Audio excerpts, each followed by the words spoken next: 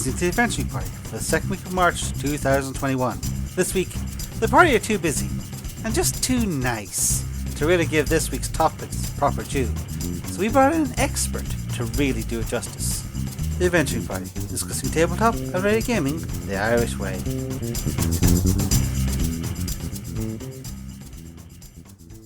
Welcome to the party. I'm Savage Mick.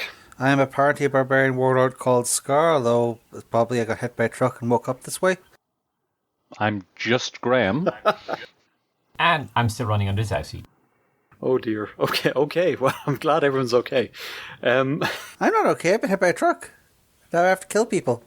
Yeah, but it's not the sort of thing that's going to kill you. But there are a lot of threats out there, a lot of things we need to protect ourselves from, a lot of bad actors. Sometimes they're known as red team. And that's what we're here to discuss today, red teaming. Now, in the InfoSec security world, it's about people trying to slip through doors and blag their way into your server room and maybe steal all your passwords. But it has a very different meaning in the RPG space.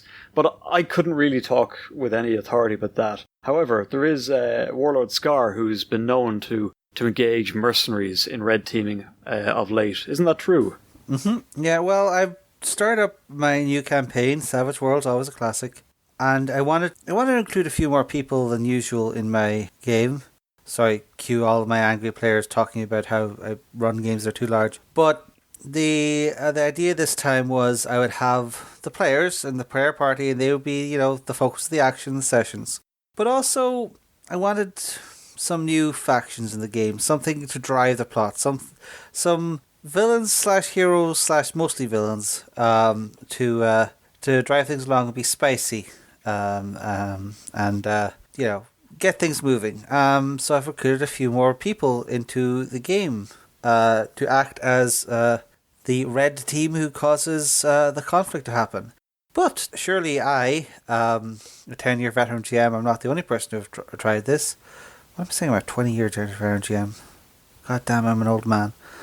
Well, as an old man, I would like to ask other extremely spry and youthful types what their opinions are on the concept of having other people run your NPCs for you. Yeah, so we've got a pretty broad selection of experience in and out of Red Team here. Xaosseed, you've run and used Red Team fairly successfully in past campaigns. Where would you say Scarr should start with this kind of thing? So I think So first, big fan of red teams. The two places that I'd say it really adds to the DM's fun is coming up with ideas that you're not going to come up with yourself, and particularly turning the screws on players in ways that you might have shied away from, going like, oh gosh, that's a bit too much. Whereas like whoever is playing red team is going to be like, kill them all, scorch the earth, go that extra mile and figure out, we're going to throw a cordon around the whole city. They're going to take the steps and the measures and the interesting reactions that an NPC might take that you mightn't have come up with yourself. And the second really interesting place for them to use as a DM is places where one of your NPCs has limited information. You, as the omniscient DM, have total awareness of what's going on. You know what the players have done. You know what they're trying to do. You know where they are and exactly what's happening. And you might find it hard to make the decisions of like a particular player in that same space, using a city as an example. It's someone else in that city. So you can like tag in someone, give them the information that they will be aware of what's going on, and then see what they're going to do. And then you're going to get like a non-biased reaction of what is this bunch going to do based on the information that they have. So you don't have to try and go like, is that fair for them to go here because how would they know, and so on. So those are the two places where like red teaming is really, really helpful to you as a DM. Okay, so that's sort of behind the scenes stuff, right? So sometimes, Graham, you can kind of red team out in the open and put new faces and minds on the problem right in front of your players. You've done a little bit of that in the LARP space. Yeah, as anyone who knows me well will know, I am far too controlling to allow mere mortals to run my NPCs for me, unless I physically have to. So in a situation where I've sometimes done LARP sessions of regular ongoing RPGs, where I want to do a particular let's say there's 15 or 20 or 10 NPCs, and I can only be one person at a time. A LARP scenario like that works quite well, rather than trying to tabletop it. And at that stage, I've had a lot of success in bringing in other people and basically writing character sheets for them as if it was a LARP. So what I ended up doing the first time I did this was I was like, here's your 2 major goals, here's your 2 minor goals, here's your background. And then once they've got the character, all the emergent properties that I need to happen will happen. And the NPCs can talk to each other and they can plot it at cross purposes and all that sort of thing as well. So I've done that when I need to, because trying to be 20 NPCs, I don't have the brain space for it. And also I can only be one of them at a time, which means that particular session would take, a year. So in those instances, I've had a lot of actual success with that. I have never done the red teaming where I have given the plotting, planning, or decisions of an NPC outside of that real-time experience over to an outside actor. And I don't know if I would. I mean, I might be persuaded that the innovations and the other perspectives and that sort of thing would be useful, but it's never something that I felt the need for up to this point. That's an interesting pushback. So is this just kind of multi-GMing, or is there something else happening here? What's good practice with Red Team? How much control are you really handing over? And what are you hoping to get from your Red Team players? Xaosseed. For me, Red Team is a fairly logical extension of using the forces or fronts model for running my campaigns. So that there are, like, whatever factions are out there, there are faction level goals. They have the things that they are up to, and they are working away to achieve these things. So if the PCs go into their local tavern and they spend the next month playing cards around the table, drinking the place dry and getting in brawls, and do not venture outside, the world will progress without them, as there are various forces out there that they're up to stuff and they're doing things and they will be working to achieve their goals. So that's the way that I set up my campaigns to run, and I find that red teaming very logically fits onto that, in that it then gives some personality to each of those fronts. Someone depends whether they're the Archmage in their tower, depends whether they're the head of a trade guild, depends whether they're just like a lone wolf out there brokering information, but then they are taking actions in the world and reacting to the information that they have. So from that point of view, it's putting a little bit of personality behind the kind of goals, objectives, and it's doing methods. What I find interesting about running them is, depending on which of my friends are running the different factions, I can then, even when I'm not directly talking to them, approximate from how I know they'd react to things and go okay, so the Thieves Guild is being run by Bob. And I know that he, if something goes wrong, he's going to send out a whole bunch of spies, try and figure out what's going on, and then make a move. Versus if that had been run, the dock workers local union is being run by Fred, and I know Fred is a good offense. The best defense is a good offense. So if anyone horns in on their space, he's just going to be find them, break their legs, chuck them in the river. Very different reactions, and just even when you know which of your pals are nominally playing those red team forces, you can then do quite a lot of this and on your own time. All I could think of from that description was that's an approach that will not work against mermaids. That's true. Very true. That's why the Mermaid Mafia is so powerful. Yeah, I guess so. It's a good point you make, Xaosseed, about even when you don't have your red team in front of you, they're providing sort of flavors of approach that you can kind of map onto the game. Scarr, you've come to red teaming fairly fresh with your new game, and you're kind of working some of this out from first principles. What have you tried so far? I mainly let people go with their own ideas. I sort of had the option of, giving in factions that already exist in my setting and just handing them out. But part of the reason I did this was to add, let people have their own creative flavor. So I said, no, I'll just tell them what factions are in the game already, and if they want them, they can take them, or if they want to try something new, I'll let them take that. And so I've just basically let people run riot. and they've all basically come up with their own original ideas. Some more influenced by the stuff I wrote up than others.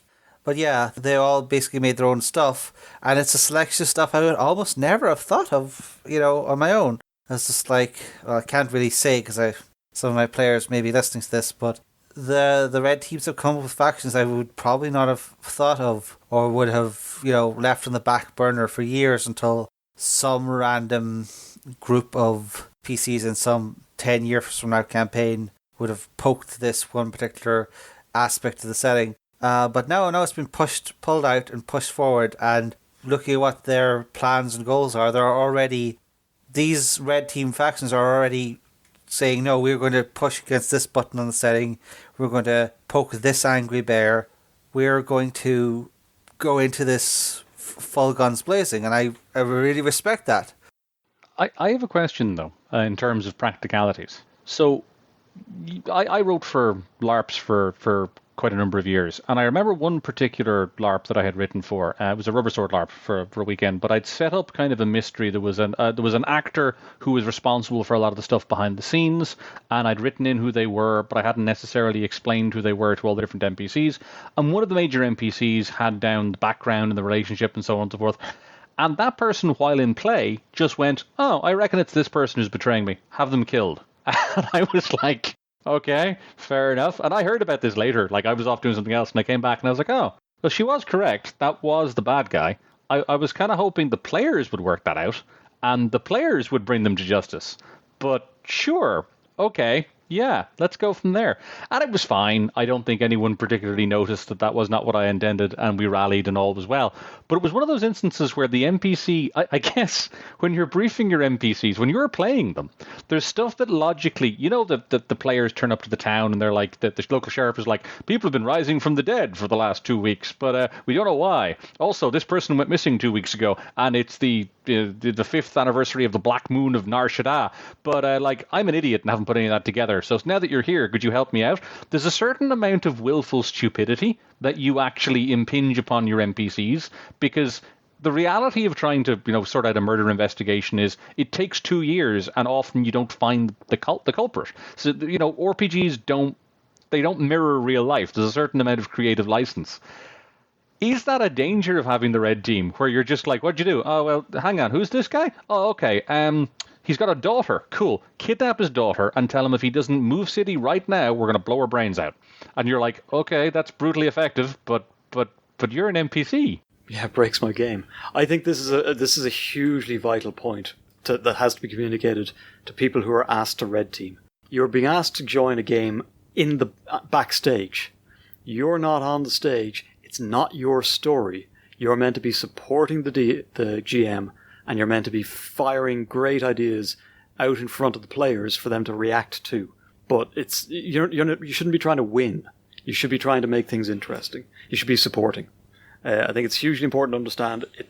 And my understanding at least is it's a support role to get a game to run well. It's not, here's my chance to hop into the limelight and show everybody how great I am at manipulating things behind the scenes. Yeah. So, yeah, I'm fully in agreement with... I mean, I'm sure it can get out of hand if you don't put some sort of fences around what potentially sort of red team run factions could get away with.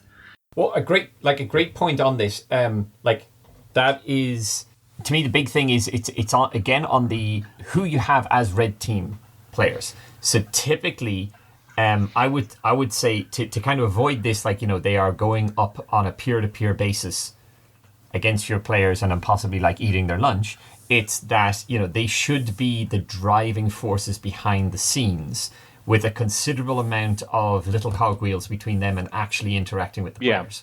They should be the head of the Thieves Guild, who hears back these reports and then issues commands, and then it's his minions that actually are out there doing stuff. That gives you that those fine control dials to then manage, all right, how does the red team's decisions and actions actually interact with the party? So an example, so Mr. E ran a game. I was head of a Thieves Guild. The party, which I suspect may have included you, Savage, was out in the field doing stuff. They harshed my mellow something shocking. I sent some people to sort it out. And my people went in there to try and sort it out and badly underestimated what they were up against. And all I got back was like casualty reports. I don't recall. I have no idea based on that. But yeah, so like, yeah, I definitely, you know, having sort of a clutch or an interface element that you, the DM, are controlling, that's important to help you guide this impetus into a most game making. Yeah, way. I suppose my experience is directly having people interact with the party. Now, to be fair, maybe I should have written on that character sheet, please do not try and solve the plot for the weekend. But it hadn't occurred to me that I would need to write, please do not try and solve the plot for the weekend on the NPC sheet. So there you go. There's always that sign in a workplace that you know that someone wants, someone definitely Yes. microwaved fish in the microwave one time, and that's why the sign's there. It's even, I suppose, I'm not blaming that person, but it is one of those things that how are they supposed to know that was the main plot? Because by necessity, you don't give the NPCs all the information. That's one of the advantages of this particular approach, is that you've got someone who doesn't have perfect information acting from, that their own position. And that made sense for them to do under those circumstances, And equally speaking, it may have been worse if I put a big sign saying "Don't poke this plot," because then how do you actually justify that in character? So, Scarr, you've anything so far that's popped out of your red teaming experience? Here's a question: I have to come clean. I happen to be one of your red team players, but I've no idea what you think of what's been put in front of you so far. I can only see my little piece of the pie. But have you, and I suppose this goes to equally to Xaosseed, have you had something come across from Red Team that you've just gone, nope, not using that, lovely idea, but it just goes too far outside of the kind of parameters of this game? Is that something you've encountered yet? Well, no, because the setting I'm using is an absolute bizarre nonsense setting with This is your kaiju punk setting. Yeah, it's nonsense, and I'll be coming back to people. Quite a few convention goers probably know this nonsense and have helped drive it even further into nonsense over the years. But for this specifically, the material that the players have given to me has been mostly compatible. The main thing I've had to drive home to them is you're not here to be a character, you're here to do things. The point is not to be the mysterious, unseen hand who directs all events and, pulls all the puppet string, is untouchable, and no one ever finds out about you. The point of the red team is to do things and invite investigation. Like, I could understand a player who wants to build their character to be invincible by whatever means. That's an understandable goal, but it's not really useful to have as a red team faction. I don't want you to be taking bonus rules to say this faction has +7 to be untouchable. I want a bonus that says, like, when you leave mysterious evidence, you get +7 to your rolls to do things, I guess is sort of where you want to be going with that. You want personalities and movers and shakers, not architects and masterminds. Yes. They have to stick their heads above the parapet eventually. On Mick's point there, it's like, making... It's you want people who are acting. It's like the key, I think, for running this stuff is like that the red team people should not be focused on the players. They should be doing whatever their thing is. And then their interactions with the players are a byproduct of them focused on their like big faction goal. They are attempting to take over the kingdom, build an army of Dracoleches, resurrect a volcano god, whatever. They are focused on the thing that they are focused on. Then they run into the players because the players like ran into one of their cults while they were raiding a graveyard somewhere and killed them all. So suddenly they've got like, I haven't got this shipment of skeletons coming in this month. What the hell happened? And they're going to react in a way that's like, okay, how, I don't drop everything and go after my logistics problem. I'm still mostly focused on this big thing that's my goal, but I'm gonna make a call about how do I deal with this. It's like I just put out a bounty, I send my number one fixer to go figure out what the hell's going on, I just source them somewhere else. Is part of that when you're giving your report to your red team guy that you make up a bunch of other stuff that the players aren't doing, where you're like, and this happened, and this happened, and this happened, and this happened. So it's only a proportion of the things that's getting to them. Boom. And here, this I think is one of the like virtuous circles. Is like, so the last big red team one that I ran was taking place in this space that's about the size of the Iberian Peninsula. And like all the different factions there, like there's trades guilds, there's various nations, there's people running information networks, there's all sorts of stuff. And they're playing, all of these different factions are playing on all sorts of different scales. Some of them are like local intelligence networks, some of them are thieves guilds, one of them's like a nation state. And they are making moves in this entire region. So when I'm talking to the different players, I'm reporting, this is what you're hearing. And you're hearing about all this stuff happening, some of which is stuff that I've done, random tables, some of which is stuff that the other red team players have done. A few lines, maybe 2 or 3, are stuff that the party has kicked out. And they have no way to tell which ones are the ones that the party's kicked out. That's genuinely very cool, I think, because it creates an emergent property that you cannot make as a GM. Because there's an extra level of intelligence obfuscation there. So I think that's a lot of work, but it sounds like a very cool way of doing it. Yeah, so the thing that works well on that, which is coming back to Shane's point about there's a ton of stuff that happens, but the key thing that you have to caution red team players on is that the tick of their game will be slow. Because the players are playing day by day, quite focused, like a combat round's a chunk of time that they care about. Whereas a red team player, weeks is their game tick. So so this actually, on the one hand, each turn for a red team, there's a lot of stuff. But on the other hand, they're not getting that often because a lot of stuff is accruing before their turn can tick over. So it's like, the little cog that's the actual party at the table is spinning furiously, and the big red team background cog is moving quite slowly. So that makes that manageable in that sense. But people need to be briefed in to know this and accept this, to say, like, look, you're going to get sporadic emails, maybe a couple of times a year, maybe quite high, higher frequency if you're really, really running things. But it's not going to be the regular weekly update, because if you're doing that, then you're actually running a faction game. Yeah, you're running 2 tables. Okay, so worth thinking about. GMs have enough to be doing. Ideally, red team is a way of lightening that load in some respect that you find useful. So that kind of brings me to another question. How much system do you put in front of red team? Like, how much of this do you have to kind of nail down with bonuses or tables to roll on or faction conflict resolution mechanics or any of the above? What do people think about that? I feel like there are 2 extremes of this. I'm going to just use the freeform Kriegsspiele nonsense at one end, where you give the player an in-universe estimation of what their faction's abilities are, and then they simply communicate to you, well, this is our intent on this move, and you make a judgment call based on that, and that requires more ruling on your part, but it produces the logical results. But maybe you don't want the logical results.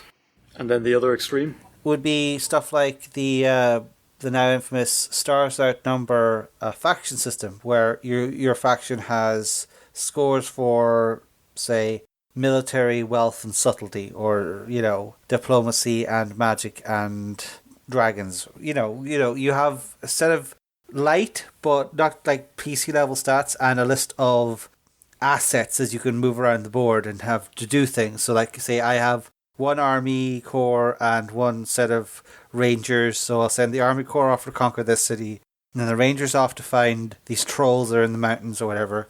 And that gives more interactivity, because then you can place them on a map, and one faction's troops run into another faction's troops, and Jimmy's trolls kill Jamie's rangers, and so on and so forth.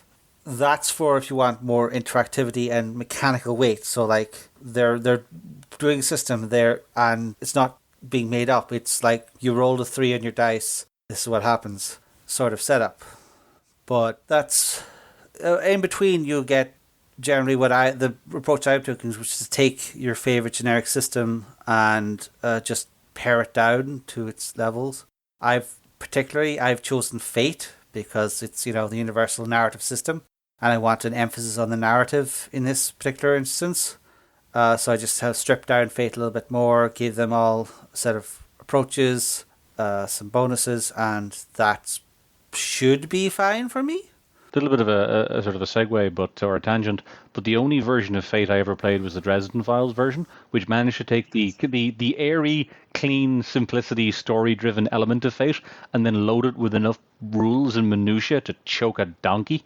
And it was just so strange. It was like, let's take this setting, or this system, and this is its virtues, and let's just actively work against them. That's really interesting, because I would have actually said, for the point of view of setting up your factions, for doing your background engineering, the Dresden Files RPG city building, like pick your aspects, pick your faces, pick your fronts, is a kind of a valid level, or is what would have been one of my systems. I would have said, that's about the right level I wanted to. I wouldn't have gone through with the rest of the system. Like, I wouldn't have then transmitted it. Oh yeah, don't whatever you do, don't run an RPG with it. But by all means, use it for something else. Yeah, exactly. Yeah, it was a very good way of building out a space with a lot of buy-in from the players, but the on-the-table experience took a little work on everyone's part. So one thing I would say is that, I was also thinking about stuff like Blades in the Dark, which has its own, similar nice system for faction stuff. But I didn't go against that, because a lot of the dice rolling parts of Blades in the Dark is you have to have a back and forth with the rolling person, whether they want to invoke various advantages, do they back off if it's risky, and the devil's bargain mechanic, which is you take an automatic consequence, but you get extra dice on the thing you want to do.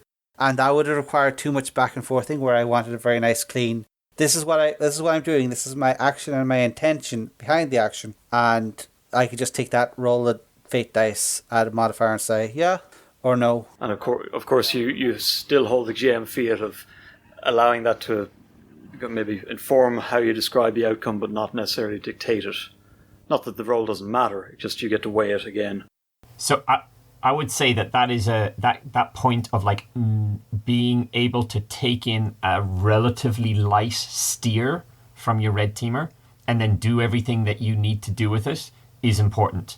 As time goes on, my experience, as time goes on, and then you get an initial burst of enthusiasm with everyone setting up, and then you will get your responses from people to your queries afterwards, but that response time will vary hugely. So you want to be able to have as light a burden on your red team players as possible, so that you can do as much as possible with a relatively light steer, which also is actually a part of my favor for not statting things up too crunchily at the start, because you have your faction and your players are going to XP up much more quickly than the faction is going to take over. So being able to figure out what is the strength of that faction and what they run into at the time when they actually run into that faction, keeping that loose can be very useful, because otherwise you're going to be... They approach the faction at third level and you're like, okay, so this is what their enforcers are like, here's what the lethality of the traps in the hideout.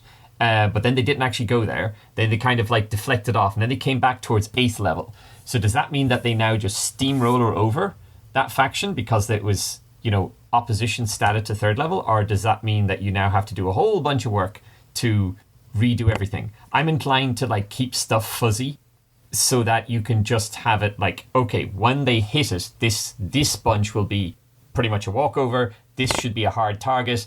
This should be a kind of glass hammer enforcer bunch that they maybe send after them, and then just actually concretize that once it's necessary. Dynamic difficulties is a nice idea, yeah.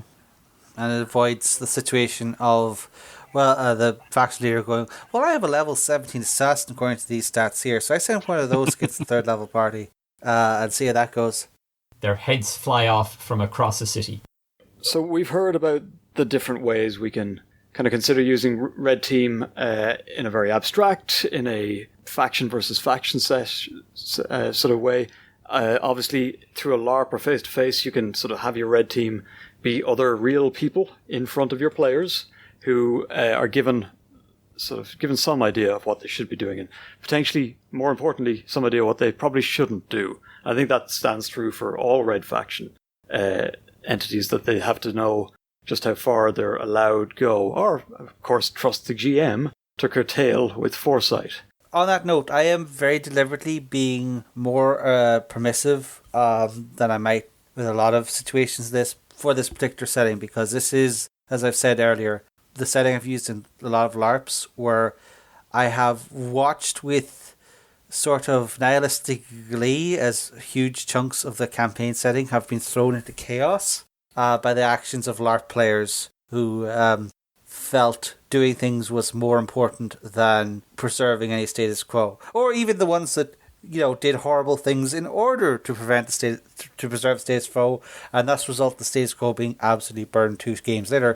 The fresh perspective and a light hand on the reins will allow a red team to do things you might never think of. That's what you're looking for. You're looking for this. Well, that's what I am looking for. Is this big, personality-driven thing where they can see things I would never see because I'm too close to the material. They'll ask questions I never thought of because they need to know the mechanics of this, and this. And I was like, oh yeah, I guess it could be this way. I'm looking for that very in-depth.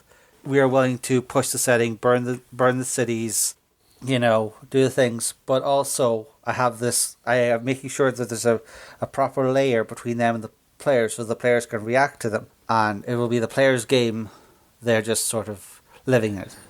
So how do you keep your red team sweet? These people who are helping you run your RPG, but are not the stars of the show, but you're hoping that they keep producing, input and content for you. What's a good way of rewarding them, thanking them, keeping them interested and invested? Story, from my experience, little bits of story progression, and just being super clear from the get-go. This is what you're in for. This is what you're going to get out from it. Like, it will be this slow tick thing. I make a point of not asking an awful lot of them, so that it's relatively burdenless, and they just get to kind of keep like a weather eye on this like interesting story that's ticking along, and every now and then they get to give it a bit of a stick the oar and give it a shove. It's not too much burden, so I don't feel like too guilty about I'm not giving you an awful lot. To me, that's the kind of key. One thing for me is that after every faction turn, I will have an output essentially of, well, this is what's in the news. This is how the world has changed. This is what everyone's panicking about now. This is what everyone's happy about now. I feel like, letting them make that mark on the world or giving them that feedback. Yeah. So it's going to be a mix. To me, it's going to be a mix of personalized feedback, but also global effect. Stuff that people can go, oh my God, what the hell happened in the channel and, in the chat channel, and just say, well, yeah, stuff happened. People did things. This is the result. Would you like more? Congratulations. Atlantis is now underwater. Are you happy? Maybe they are, but maybe someone else is very mad, and that's drama. Yeah, to Graham's question, I think it is a case that your red team are presumably people who have opted in on the understanding that there isn't an awful lot they need to do, so they won't be getting an awful lot out of it, except knowing that they've helped. They're people who want to help you, because perhaps they have some perspective on GMing themselves, and they know what a task it can be, and they'd like to see you succeed and somehow help to elevate the game. These sound dangerously like friends, Mick. Where am I going to find those? No. Hang on, Mick. Sorry. I'm going to have to disagree here. I have to say, like, the acme, the thing that you wait for, which isn't going to come up often, but the thing that brings joy to your cold, dark heart is when you're sitting in the pub. Okay, eventually we will one day, and you hear the players going like, "Hey, remember in Graham's game? And then we ran into this thing, and man, they annoyed us so much." And you can go, "He, that was my fault." Oh yeah, I mean, you wish the GM well. Damn the players! Oh yeah. They're fair game. Okay, well, I think on that note, as we so often damn the players here, we'd do well to remind you that we are the Adventuring Party. Sometimes we are Red Team. We are available on Discord, YouTube, social media. You can reach us at partyadventureparty.net. This has been a sort of quick examination of red teams and how you might use them and what the pros and cons are. But for now, we'll get you your faction update soon, but this party is over.